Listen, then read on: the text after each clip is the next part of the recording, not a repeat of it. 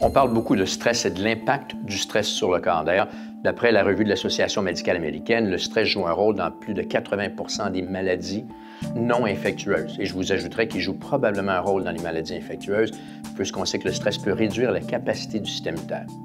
Donc, on parle beaucoup de stress, c'est un facteur connu dans une variété de problèmes de santé, mais souvent on ne comprend pas comment le stress fonctionne sur l'organisme et souvent, lorsqu'on parle de stress, presque toujours, on associe le stress exclusivement à des symptômes d'ordre psychologique, dépression, anxiété, insomnie.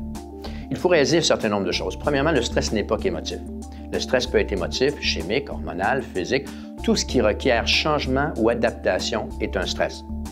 Et deuxièmement, il faut réaliser que le corps réagit de la même façon à un stress, qu'il soit bon ou mauvais.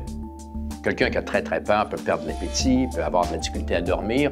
Lorsqu'il se retrouve devant ce qui leur fait peur, devenir tout rouge et flusher dans le visage.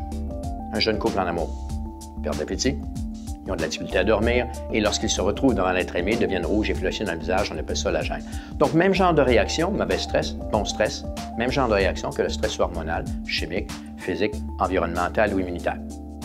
Et ce qu'on réalise avec le stress, c'est lorsqu'il y a du stress, le corps se mobilise toujours pour une chose, fuir ou combattre. Il y a 200, 300 ans de ça, lorsqu'on n'avait pas de manger dans notre garde-manger et on n'avait pas d'argent dans notre bas de laine, on devenait stressé, le corps augmentait le taux de sucre sanguin, les muscles devenaient tendus, mais on allait chasser, voler ou cueillir. Donc, il y avait une réponse physique au stress qu'on ne peut plus avoir aujourd'hui.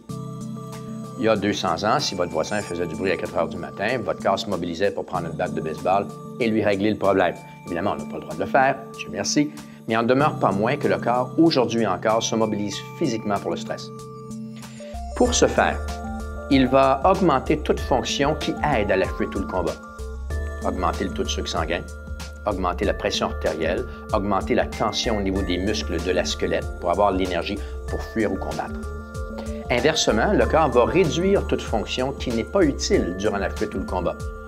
Le corps va réduire le sommeil, va faire baisser la production de sérotonine, qui est le neurotransmetteur qui aide à dormir. Si vous étiez dans un village qui est assiégé par un ennemi, ça ne serait pas une bonne chose de dormir profondément. Donc, lorsqu'il y a danger ou lorsque le corps pense qu'il y a danger, il va réduire la capacité de sommeil. Il va réduire la capacité digestive.